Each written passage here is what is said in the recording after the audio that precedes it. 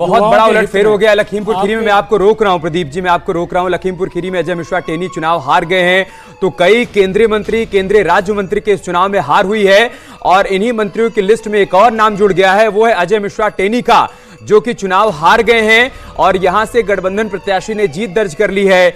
बड़ी बात, उत्कर्ष वर्मा की यहां पर जीत हुई है। समाजवादी पार्टी के सिंबल पर चुनावी मैदान में उतरे अजय मिश्रा टेनी को उन्होंने हरा दिया है। तो लखीमपुर खीरी से अजय मिश्रा टेनी हार गए हैं, विवादों में रहे। उनके बेटे के थार से कुचलकर कई किसानों की मौत हुई थी, वो विवाद लगातार जुड़ा रहा। केंद्रीय राज्य मंत्री थे और देखिए चुनाव किस तरह से हार गए लखीमपुर खीरी में। समाजवादी पार्टी की ओर से बहुत ही ज्यादा मजबूती से यहां पर लड़ाई लड़ी गई थी और इसका श्रेय बार बार समाजवादी पार्टी को उत्तर प्रदेश में जाएगा, इसमें कोई दो राय नहीं है। जो रणनीति बनाई गई थी इंडिया गठबंधन को, जिस मजबूती से अखिलेश यादव ने यूपी में जोड़ रखा। लेकिन मैं वीरेंद्र जी से जानना चाहूंगी, वीरेंद्र जी कांग्रेस की बात कर लेते हैं। कहा 44 2019 में और अब शतक लगाने के करीब हैं। ऐसे में कांग्रेस की वापसी को आप कैसे देख रहे हैं पूरे देश में? देखिए, कांग्रेस की वापसी का स्कोप तो यह है कि 17 बार लोकसभा चुनाव हुआ और लोएस्ट स्कोर 44 बना 2014 में, थोड़ा ऊपर उठा 2019 में 52 पे गया। लेकिन यदि आप रनर अप देखेंगे कि कितने सीटों पर वो पार्टी दूसरे नंबर पर थी, 2014 में 224 सीटों पर नंबर 2 थी, 2019 में 209 सीटों पे रनर अप थी। लेकिन उसमें खास बात यह है कि कई बहुत क्लोज थे। लेकिन अब की बार राहुल गांधी ने अपने नैरेटिव के माध्यम से घूम घूम के, और देखिए क्या क्या, देखिए लूज कोलिशन है। लूज कोलिशन का मतलब है कि भले आप निंदा करें कि आप दिल्ली में आप कांग्रेस का गठबंधन है, पंजाब में क्यों नहीं है? बंगाल में कांग्रेस और लेफ्ट का गठबंधन है, ममता दीदी क्यों अलग है? तो ये सब कुछ होने के बाद ये तो स्ट्रैटेजी है, ये तो बीजेपी के साथ भी है। कई ऐसे दलों के साथ वो स्टेट में अलायंस करते हैं और जब बात राज्य की, देश की होती है तो अलायंस नहीं करते हैं।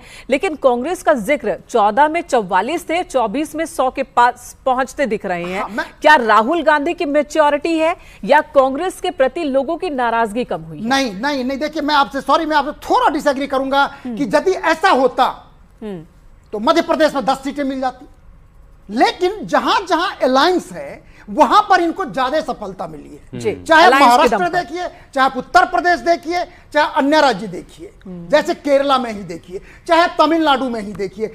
हालांकि एक बात है, कर्नाटक में इन्होंने अकेले लड़ा, लेकिन फिर भी इनको वो सफलता नहीं मिली जैसा कि अन्य जगह मिला।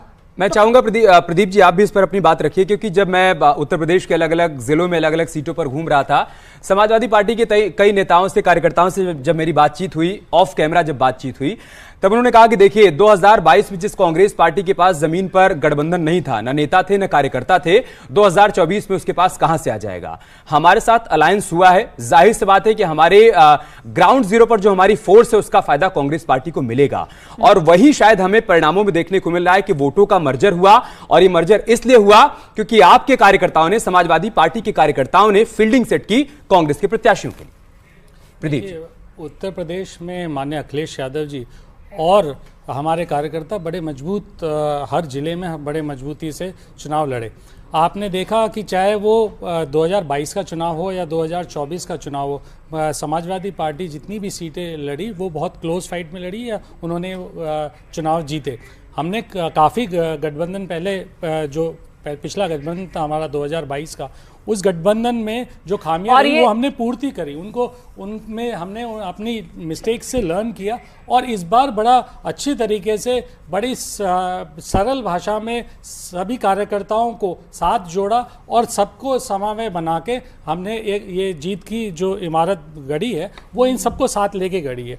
माननीय अखिलेश यादव जी न सिर्फ उत्तर प्रदेश में नहीं, आप उत्तर प्रदेश के बाहर भी उनका बहुत बड़ा प्रभाव है, उसका असर भी बाकी राज्यों में भी पड़ा। जो अभी बात कर रहे थे वीरेंद्र जी, मध्य प्रदेश में भी आप राष्ट्रीय नेता बना रहे हैं अखिलेश यादव को, राष्ट्रीय नेता बना रहे हैं। देखिए उत्तर प्रदेश इतना बड़ा प्रदेश है और उस प्रदेश में से, जिसमें से 14 प्रधानमंत्री अलग अलग टर्म्स में मैं बात करूं तो जो चुन के प्रधानमंत्री बने तो उत्तर प्रदेश के, तो वो टर्म्स में जो बने हैं 14 प्रधानमंत्री, उसके हिसाब से उत्तर प्रदेश का ही प्रधानमंत्री आगे बने। इसके लिए अभी ये जरूर आप जान लीजिए कि एनडीए गठबंधन सरकार बनाने नहीं जा रहा है, अभी वो सत्ता से दूर है। और जो लोग किसानों के हित में, नौजवानों के हित में, महिलाओं के हित में और जिस तरह की सरकार पिछले 10 साल में चली है उससे देश को बचाने के लिए जरूर हमारे साथ आएंगे, चाहे वो दल ठीक है सर, फिलहाल अभी वो आपसे आगे हैं, नंबर्स में भी आपसे आगे हैं।